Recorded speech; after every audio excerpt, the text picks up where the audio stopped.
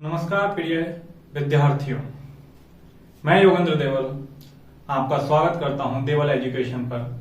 आशा है आप सभी ठीक होंगे।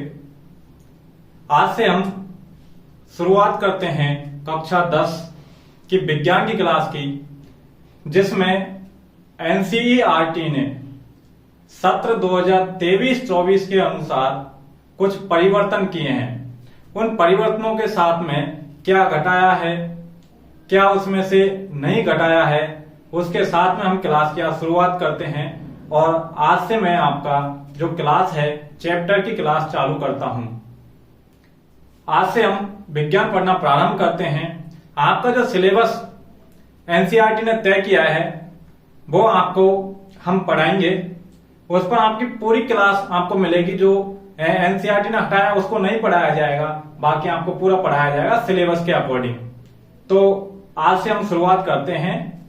आप ये चक्कर में ना रहें कि सिलेबस आएगा, सिलेबस तब बुकें आएंगी मार्केट में तब हम स्टडी चालू करेंगे, तो उसके चक्कर में ना रहें। हम आपको सिलेबस के अनुसार आपको क्लास उपलब्ध करा रहे हैं, जिसमें आपको विज्ञान का पूरा सिलेबस कराया जाएगा। आज से मैं आपकी क्लास 10 की विज्ञान की क्लास मैं चैप्टर नंबर 10 से शुरुआत कर रहा हूं, जिसका नाम है प्रकाश।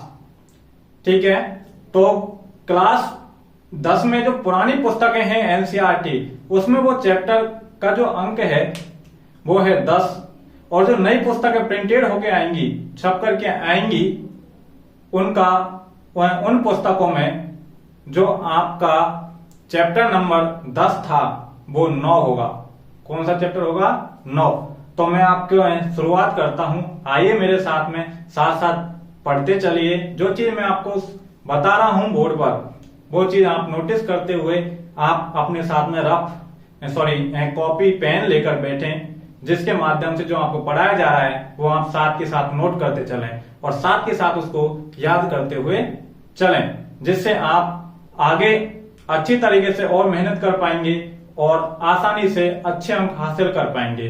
आप अगर हमारे साथ साथ में चलते हैं, साथ साथ पढ़ते हैं, तो आपके विज्ञान में 100% 100 में से 100 नंबर आने की गारंटी हमारी है। ठीक है, तो शुरुआत करते हैं क्लास 10 के चैप्टर नंबर 10, पार्ट नंबर 10, जो पुरानी पुस्तकों के अनुसार है। पुरानी पुस्तकों में और नई पुस्तकों के अनुसार पार्ट नंबर 9, नई पुस्तक अनुसार के अनुसार। ठीक है, नई पुस्तकों के अनुसार वो कौन सा होगा? Part number 9। और पुरानी पुस्तकों के अनुसार वो होगा पार्ट नंबर 10, एनसीईआरटी सिलेबस 2023-24 के अनुसार। ठीक है, तो हम शुरुआत करते हैं। इस चैप्टर का नाम है, पाठ का नाम है प्रकाश का परावर्तन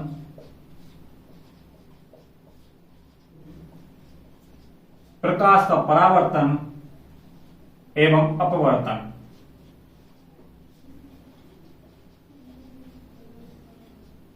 प्रकाश का परावर्तन एवं अपवर्तन, ये हमारे चैप्टर का क्या है?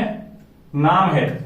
ठीक है, ये हमको प्रकाशिकी में पढ़ना है। विज्ञान में पुरानी पुस्तकों में 10वां चैप्टर है और नई जो पुस्तकें प्रिंटेड या छप कर आएंगी उनमें ये चैप्टर होगा 9वें चैप्टर के रूप में होगा। तो आइए जानते हैं कि क्या होता है प्रकाश और क्या होता है अपवर्तन, क्या होता है परावर्तन। तो हम आपको बताते हैं कि क्या होता है। हम देखते हैं कि ब्रह्मांड में सभी वस्तुएं हमें प्रकाश के कारण दिखाई देती है। बिना प्रकाश के हम कोई वस्तु को नहीं देख सकते। अगर कमरे में अंधेरा कर दिया जाए, वहां पर प्रकाश उपस्थित नहीं हो, तो हमें कोई वस्तु दिखाई नहीं देगी। तो हमें वस्तुओं को देखने के लिए किसकी आवश्यकता पड़ती है? प्रकाश की आवश्यकता पड़ती है। बिना प्रकाश के हम कोई वस्तु को देख नहीं सकते।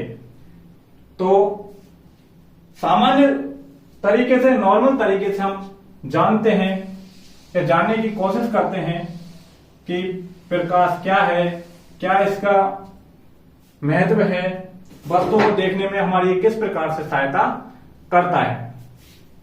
तो लिखते हैं प्रकाश, टॉपिक का नाम है प्रकाश, जिसकी परिभाषा होती है, क्या होता है प्रकाश, कि वह कारक जो हमें वस्तुओं को देखने में सहायता करता है। वस्तुओं को देखने में क्या करता है, सहायता करता है।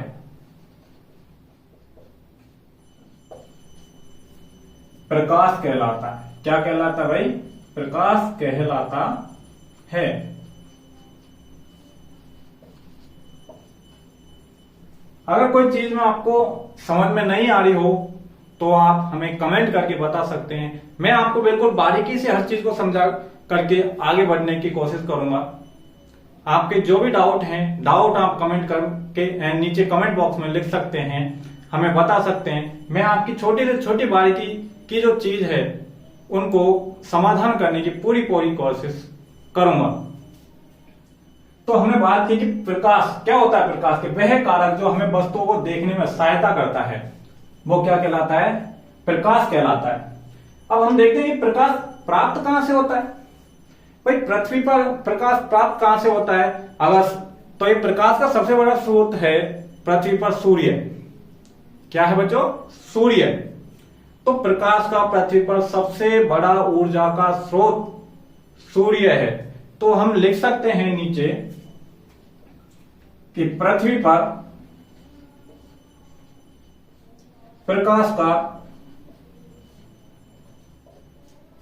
सबसे बड़ा,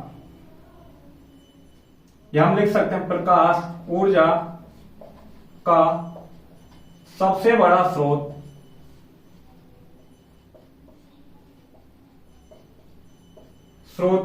क्या है, सूर्य है। इस सबसे पृथ्वी है, पृथ्वी अब छोटी मोटी तो पृथ्वी है नहीं, पृथ्वी बहुत बड़ी है। पृथ्वी पर ऊर्जा कहां से प्राप्त होती है, सूर्य से प्राप्त होती है। अब सूर्य से पेड़ पौधे हैं, उनको भी ऊर्जा प्राप्त होती है, हमको भी ऊर्जा प्राप्त होती है, जीव जंतु उनको भी मिलती है। अब जो प्रकाश है, पेड़ पौधे प्रकाश का उपयोग करके, दिन के समय प्रकाश का उपयोग करके अपना भोजन बनाते हैं। उसी प्रकार जो प्रकाश है हमारे शरीर के लिए भी इंपॉर्टेंट है। प्रकाश के माध्यम से, सूर्य की रोशनी से हमें विटामिन डी मिलती है। तो प्रकाश का बहुत महत्व है। साथ ही साथ हमें वस्तुओं को देखने में सबसे ज्यादा सहायता करता है। अगर प्रकाश नहीं होगा तो हम वस्तु नहीं देख पाएंगे। ये चीज समझ में आ रही होगी आपके।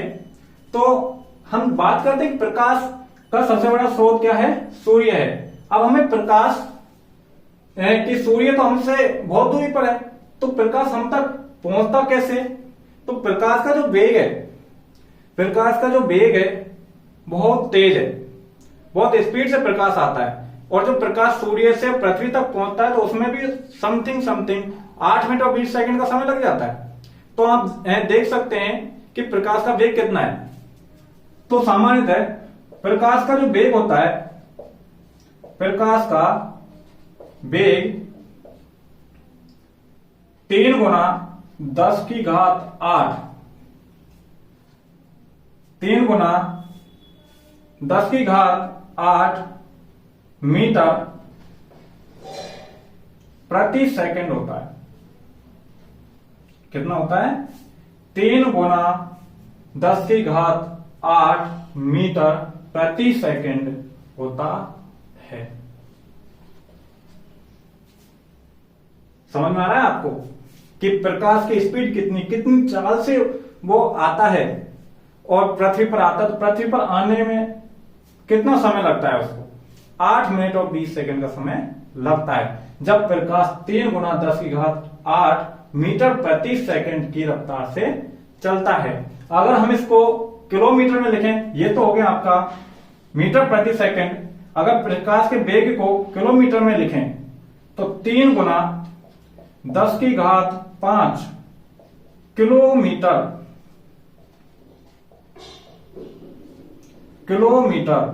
जिसको हम km लिखते हैं, किलोमीटर प्रति सेकंड होता है।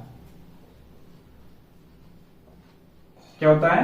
किलोमीटर प्रति सेकंड। सेकंड को हम ऐसे दर्शाते हैं, किलोमीटर को हम km से दर्शाते हैं।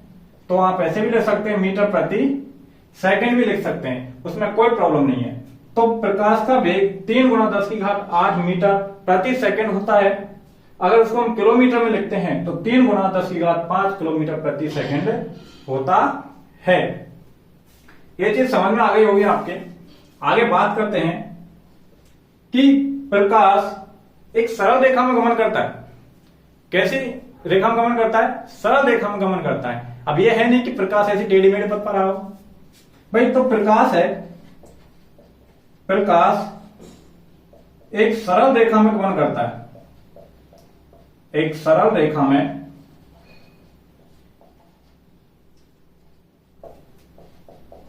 गमन करता है। हमने कई बार देखा होगा, आपने भी देखा होगा कि जब आसमान में बादल हो रहे होते हैं, सूर्य उनसे छिपा हुआ रहता है, तो हम देखते हैं कि प्रकाश की जो किरणें होती हैं बिल्कुल सीधी दूरी तक जाती हुई प्रतीत होती है। बिल्कुल सीधी एक रेखा में, एक सरल रेखा में जाती हुई प्रतीत होती है। तो इससे हमको पता लगता है कि प्रकाश कैसी रेखा में गमन करता है। प्रकाश एक सीधी सरल रेखा में क्या करता है? गमन करता है। प्रकाश इस प्रकार के पथ पर गमन नहीं करता कभी कि यहां से भाई सूर्य है, कि ये सूर्य है, सूर्य से ऐसे प्रकाश जा रहा है तो ऐसे जा रहा हो, नहीं, ये गलत है। जो सूर्य है, सूर्य से अगर प्रकाश ऐसे जा रहा है, प्रकाश स्रोत है, कोई भी चीज है, प्रकाश स्रोत है, तो प्रकाश की जो किरणें होंगी वो हमेशा सीधी रेखा में गमन करेंगी। कैसी रेखा में गमन करेंगी? सीधी रेखा में। कौन? प्रकाश किरण। ठीक है, तो प्रकाश हमेशा कैसी रेखा में गमन करता है? सीधी सरल रेखा में गमन करता है। ये चीज आपको समझ में आई होगी, आप नोट कर सकते हैं इस चीज को। ठीक है, आगे बात करते हैं। आप इसको नोट कर सकते हैं, लिख सकते हैं।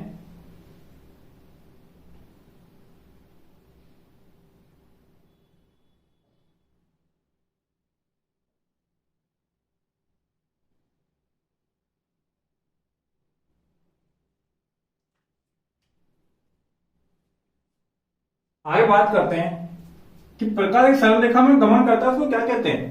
तो प्रकाश एक सीधी सरल रेखा को दर्शाता है या इंगित करता है, जिसे हम प्रकाश किरण कहते हैं। क्या कहते हैं? प्रकाश किरण कहते हैं।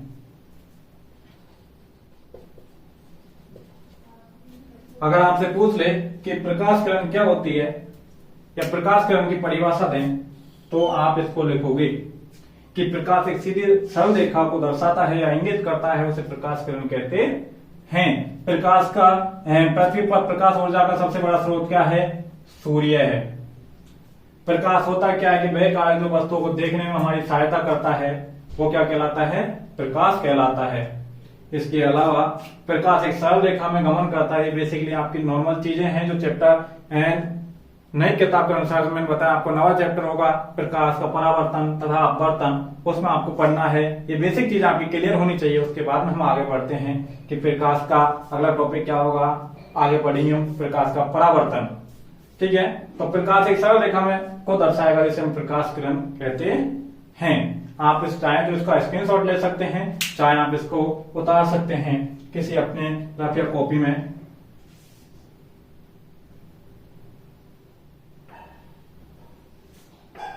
ठीक है, मैं इसको मिटा रहा हूं।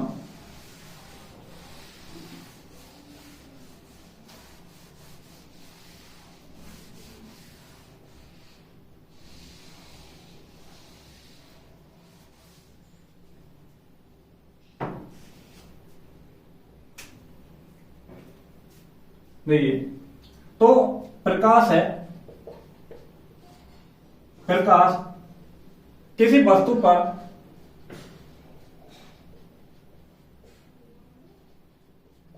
पड़ने के कारण हमें वस्तु दिखाई देती है।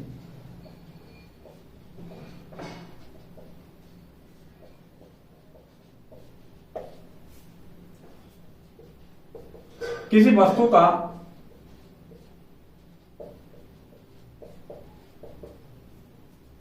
प्रतिबिंब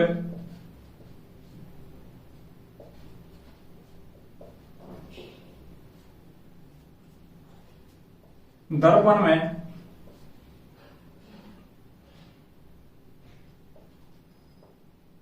हम प्रकाश के कारण देख पाते हैं, प्रकाश के कारण ही देख पाते हैं। ठीक है, आपसे पूछे कि किसी वस्तु का प्रतिबिंब हमको देखना है दर्पण में, हम किसके कारण देख पाएंगे? प्रकाश के कारण। अगर प्रकाश होगा तभी हम वस्तु का प्रतिबिंब देख पाएंगे, अदरवाइज प्रकाश नहीं होगा तो हम उस वस्तु का प्रतिबिंब नहीं देख पाएंगे। तो प्रकाश अलग अलग माध्यमों में प्रकाश की जो चाल होती है अलग अलग होती है। अलग अलग माध्यम में प्रकाश की जो चाल होती है क्या होती है?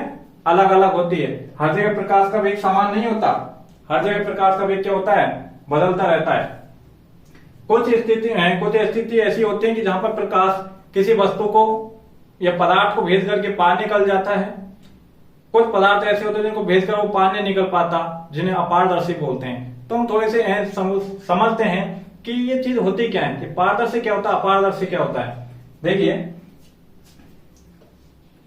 बात करते हैं पारदर्शी। पारदर्शी ऐसा माध्यम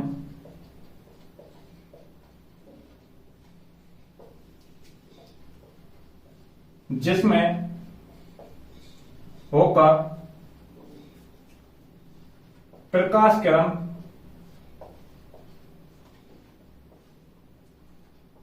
आर पार निकल जाती है।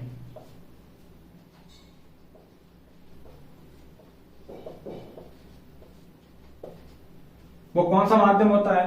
पारदर्शी होता है। बात करते हैं अपारदर्शी की, इसकी अपारदर्शी की।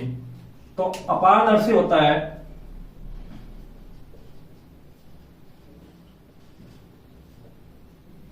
अपारदर्शी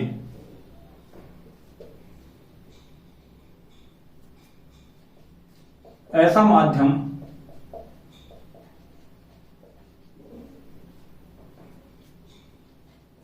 जिसमें होकर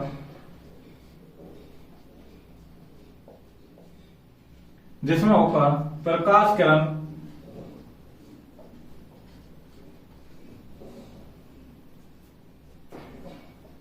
पार नहीं निकल पाती।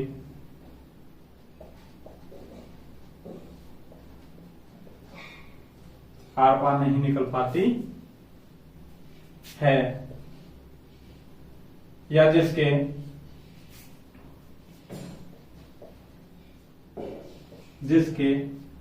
हम आर पार नहीं देख सकते।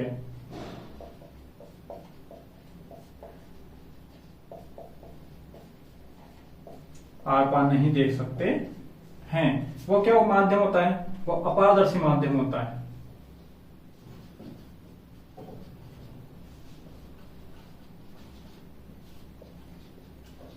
माध्यम होता है। ठीक है, कौन सा माध्यम होगा? अपारदर्शी। और सीधी सी बात है, जिसमें होकर प्रकाश की आर पार निकल जाती है वो कौन सा होता है? पारदर्शी माध्यम होता है, या जिसके आर पार देख सकते हैं, या जिस वस्तु के आर पार देखा जा सकता है।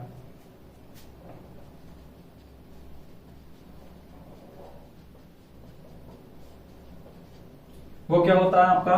पारदर्शी। क्या होता है? पारदर्शी।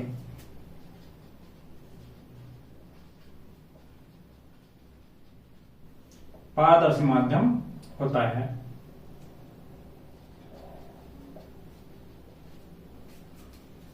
अगर इसके उदाहरण बात करें, एग्जाम्पल, जैसे पानी है,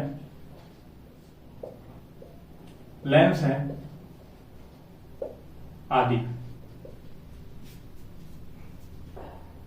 हम बात करते हैं अपारदर्शी माध्यम के लिए। कोई भी ठोस सतह, कोई भी ठोस सतह जैसे पत्थर,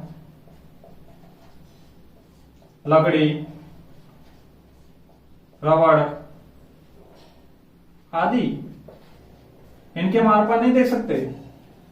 तो बात करते हैं कि प्रकाश किस में होकर पार जा सकता है, किस में होकर पार नहीं जा सकता। तो पारदर्शी बात करें ऐसा माध्यम जिसमें होकर प्रकाश के आर पार निकल जाती है, या जिस वस्तु के आर पार देख सकते हैं, पारदर्शी माध्यम कहलाता है। पारदर्शी माध्यम होता है, एग्जाम्पल जैसे पानी है, पानी के आर पार देख सकते हैं। लेंस है, लेंस के आर पार देख सकते हैं। इसके अलावा अपारदर्शी माध्यम ऐसा माध्यम जिससे में होकर प्रकाश किरण पार नहीं निकल पाती, अर्थात जिसके हम आर पार नहीं देख सकते, वह क्या होता है? अपारदर्शी माध्यम होता है। जैसे कोई भी ठोस सतह हो सकती है, पत्थर हो सकता है, लकड़ी हो सकती है, रबड़ हो सकता है, इनके हम आर पार नहीं देख सकते। ठीक है, आगे बात करते हैं पारभासी। पारभासी, तो पारभासी माध्यम क्या होता है?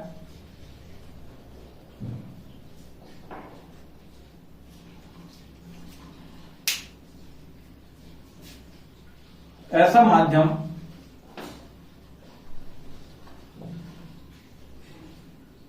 जिसके आर पार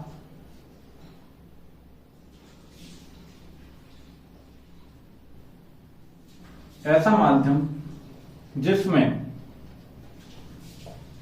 से होकर देखने पर वस्तु धुंधली दिखाई देती है, धुंधली दिखाई देती है,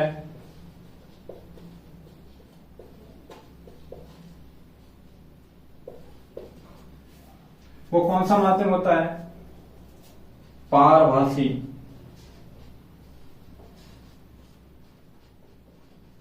पारभासी माध्यम होता है।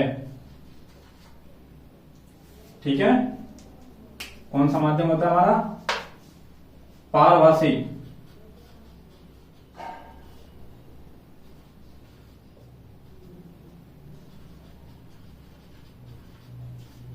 एग्जाम्पल के लिए बात कर लेते हैं, पॉलीथीन। इसके हमारे पास तो देख सकते हैं, लेकिन कैसा दिखाई देता है? धुंधला दिखाई देता है। और भी अन्य इसके बहुत सारे उदाहरण हैं। तो हमने माध्यमों के बारे में बात की कि हमने अभी बात की थी कि प्रकाश का वेग अलग अलग माध्यमों में अलग अलग होता है, हर जगह प्रकाश का वेग अलग अलग होता है। तो ठोस में प्रकाश आर पार जा ही नहीं सकता, अपारदर्शी माध्यम में। पारदर्शी माध्यम में जो प्रकाश है, पारदर्शी माध्यम में जो प्रकाश है आर पार आसानी से जा सकता है। जैसे कि अभी बात कर रहे थे हम लेंस, लेंस में प्रकाश आर पार जा सकता है, आर पार हम देख सकते हैं। ठीक है, तो आप चाहे तो इसका स्क्रीनशॉट ले सकते हैं, या आप इसको लिख सकते हैं, या साथ साथ बिल्कुल आप लेके चले तो बहुत अच्छी बात है। ठीक है, आगे बात करते हैं। मैं मिटा रहा हूं इसको।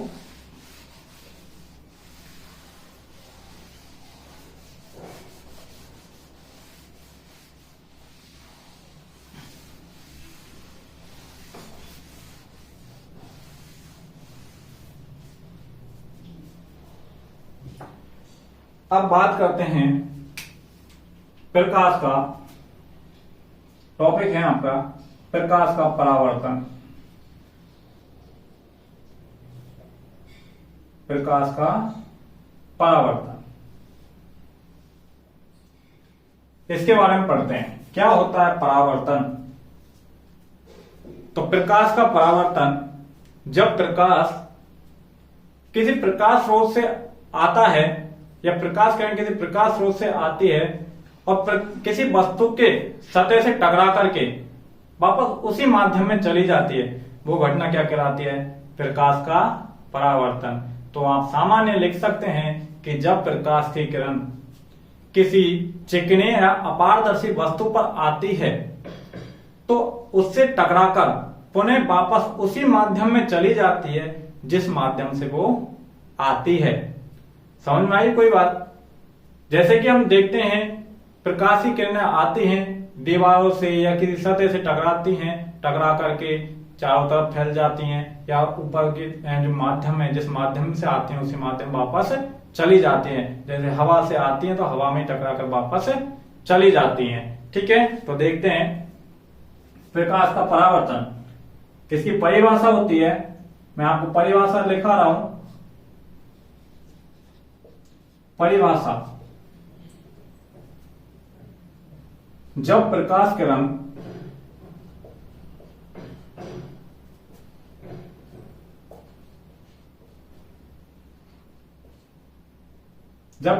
किरण ऐसे लिख सकते हो आप इसको, प्रकाश स्रोत से आने वाली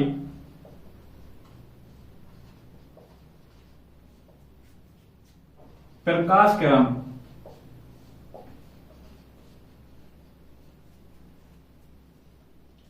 जब किसी अपारदर्शी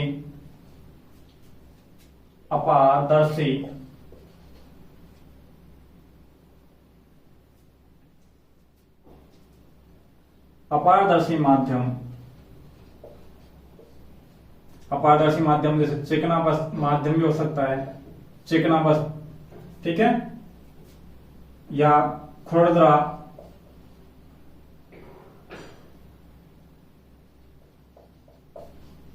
अपारदर्शी माध्यम पर आती है तो उस माध्यम से टकराकर उस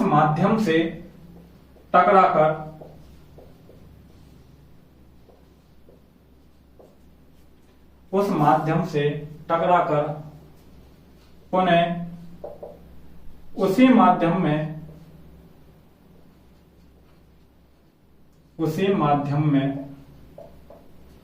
चली जाती है, उसी माध्यम में चली जाती है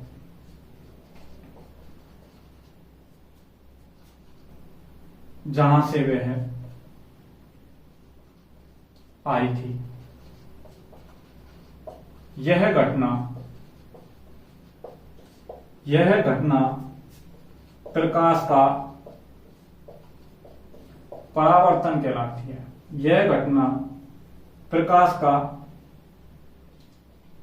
परावर्तन कहलाती है। समझ में आया कि प्रकाश स्रोत से आने वाली प्रकाश किरण जब किसी अपारदर्शी माध्यम, वो अपारदर्शी माध्यम चिकना भी हो सकता है, खुरदरा भी हो सकता है, पर आती है तो उस माध्यम से टकराकर पुनः उसी माध्यम में चली जाती है जहां से आई थी। यह घटना क्या कहलाती है? प्रकाश का परावर्तन कहलाती है। जैसे हम बात करते हैं कि प्रकाश किरणें किसी ठोस सतह पर आई, जैसे कोई शीशे पर आती है और उस शीशे से टकराएगी, टकरा करके वापस उसी माध्यम में चली जाएगी। ये घटना क्या कहलाएगी? हमारा प्रकाश का परावर्तन कहलाती है। देखते हैं कि प्रकाश किरण कैसे आती है प्रकाश स्रोत से। ये हमारा कोई अपारदर्शी माध्यम है, ठोस माध्यम है। आप कोई शीशा भी मान सकते हैं इसको, या कोई भी वस्तु इसको मान सकते हैं। यहां पर माना प्रकाश स्रोत है। ये क्या है? प्रकाश स्रोत। प्रकाश स्रोत के रूप में हम इसको सूर्य भी मान सकते हैं। क्या मान सकते हैं? माना सूर्य है। अब यहां से प्रकाश किरणें, बहुत सारी प्रकाश किरणें अलग अलग दिशाओं में जा रही है, तो यहां से कोई प्रकाश किरण प्रकाश स्रोत से इस सतह पर आती है और आकर के इस सतह से टकराकर वापस इसी माध्यम में चली जाती है। समझ में आया? कि प्रकाश स्रोत से किरण आई, आकर के इस अपारदर्शी माध्यम से टकराई, अपारदर्शी माध्यम है, ठीक है, अपारदर्शी माध्यम है, इससे टकराती है और टकरा करके वापस उसी माध्यम में चली जाती है। यह माध्यम कौन सा है? यह वायु का माध्यम हो सकता है, कोई भी माध्यम हो सकता है। इस माध्यम वापस क्या हो जाएगी? वो वापस लौट जाएगी। तो हम देखते हैं कि प्रकाश स्रोत से प्रकाश की किरण आ रही है, तो एक किरण आती है और आकर के इस सतह से टकराती है और टकरा करके वापस उसी माध्यम में, उसी दिशा में चली जाती है जिस प्रकार से, जिस दिशा से आती है, टकरा करके उसी माध्यम में चली जाती है। तो देखते हैं प्रकाश स्रोत सूर्य है या कोई भी स्रोत हो सकता है प्रकाश का, बैटरी हो सकती है, बल्ब हो सकता है, कुछ भी हो सकता है। तो आने वाली किरण है, आने वाली किरण को बोलेंगे हम आपतित किरण। आपतित किरण क्या बोलेंगे? आपतित किरण। टकराकर जो जा रही है इसको बोलेंगे हम परावर्तित किरण। क्या बोलेंगे? परावर्तित किरण। प्रकाश स्रोत से आई, आने वाली आपतित, और टकरा करके जाने वाली जो किरण होगी वो कौन सी होगी? परावर्तित किरण। क्योंकि हम कौन सी घटना पढ़ रहे हैं? प्रकाश के परावर्तन की घटना को हम पढ़ रहे हैं। तो प्रकाश स्रोत से आने वाली किरण को आपतित किरण कहते हैं, टकरा करके जाने वाली किरण को क्या कहते हैं? परावर्तित किरण कहते हैं। ठीक है। अब इन जो दोनों किरणें हैं जहां से टकरा करके जा रही हैं, उनके बीच में एक लंबवत किरण होती है, काल्पनिक किरण होती है, वो लंबवत होती है। जो माध्यम होता है उसके लंबवत होती है बिल्कुल दोनों किरणों के बीच में, उसे हम अभिलंब किरण कहते हैं। क्या कहते हैं? उसे अभिलंब किरण कहते हैं। तो इसे बोलेंगे हम अभिलंब। क्या बोलेंगे? अभिलंब।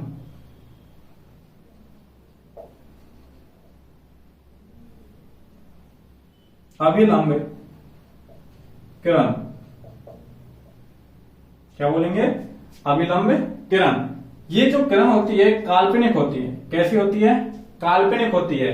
और जो ये बिंदु होता है, इस बिंदु को जहां पर ये तीनों होती हैं इसे बोलेंगे हम आपतन बिंदु। इस बिंदु को क्या बोलेंगे हम? आपतन बिंदु। आपतन बिंदु। आपके समझ में आ रहा होगा कि प्रकाश का जो परावर्तन की घटना वो किस प्रकार से होती है। आप देख रहे हैं कि कोई प्रकाश स्रोत से किरण आ रही है, आने के पश्चात उस अपारदर्शी माध्यम में टकरा रही है और टकराने के पश्चात वापस उसी माध्यम में जा रही है। तो आने वाली किरण होगी आपतित किरण, टकरा करके वापस लौटने वाली किरण होगी वो होगी परावर्तित किरण। और जहां पर बीच में, इन दोनों किरणों के बीच में किरण होती है वो होती है अभिलंब किरण। और जहां पर ये तीनों किरण जिस बिंदु पर होती हैं, अपारदर्शी वस्तु के जिस सतह पर होती हैं, उस बिंदु को बोलते हैं हम आपतन बिंदु। अगर दिख नहीं रहा तो मैं मोटे अक्षरों में इसको लिख देता हूं थोड़ा। आपतित किरण। आपके समझ में आ रहा होगा। इस चैप्टर से जो कॉम्पिटिटिव एग्जाम होती हैं, कंपटीशन एग्जाम होती हैं, वहां पर बहुत सारे क्वेश्चन पूछे जाते हैं। अधिकांश जो प्रकाशिकी में से जो क्वेश्चन पूछे जाते हैं इसी चैप्टर से पूछे जाते हैं। तो मैं आपको साथ साथ में कंपटीशन एग्जाम में किस प्रकार के क्वेश्चन पूछे जाते हैं वो चीज भी मैं आपको साथ साथ पढ़ाता हुआ चलूंगा। तो जिससे आपका जो बेसिक है वो भी क्लियर हो जाएगा। अगर आप भविष्य में कंपटीशन एग्जाम देते हैं तो उसके लिए भी आपके बहुत काम आने वाली चीज है। साथ साथ मैं आपको पढ़ाता चलूंगा, तो आप ध्यान से पढ़ते हुए मेरे साथ साथ चलते रहें और साथ साथ जो पढ़ाया जा रहा है उसको याद करते चलें। ये चीज आपके समझ में आ गई होगी। आगे थोड़ा बात करते हैं कि हमने पढ़ा तो है कि आपतित किरण, अभिलंब, परावर्तित, आपतन बिंदु ये क्या है। ठीक है, आगे बात करते हैं। देखिए अब आपतित किरण की परिभाषा लिखते हैं। क्या लिखेंगे हम? आपतित किरण पूछता है तो आपतित किरण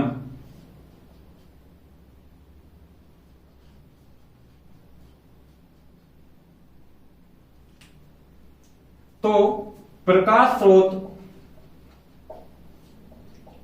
स्रोत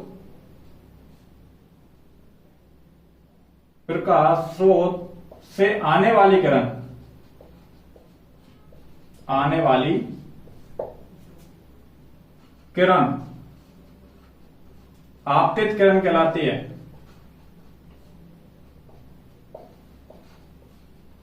किरण कहलाती, ठीक है। आगे बात करते हैं परावर्तित किरण। क्या होती है परावर्तित किरण? तो अपारदर्शी वस्तु की सतह से टकराकर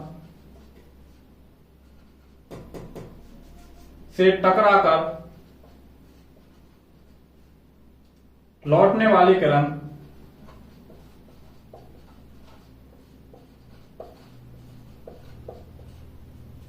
परावर्तित किरण होती है।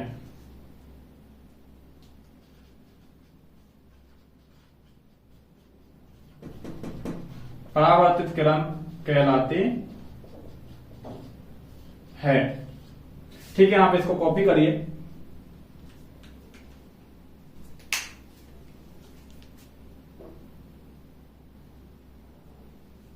ठीक है, आपने कॉपी कर लिया होगा। एक परिभाषा और लिखा देता हूं मैं आपको। अभिलंब किरण, अभिलंब किरण क्या होती है? अभिलंब यह एक काल्पनिक किरण होती है, एक काल्पनिक किरण है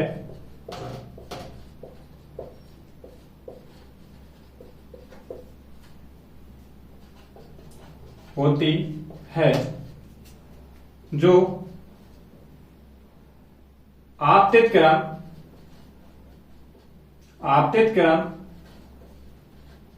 तथा परावर्तित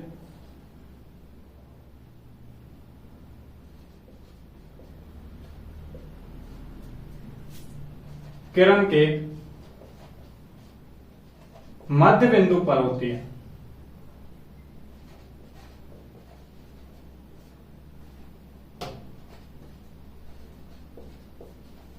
में मिलती है।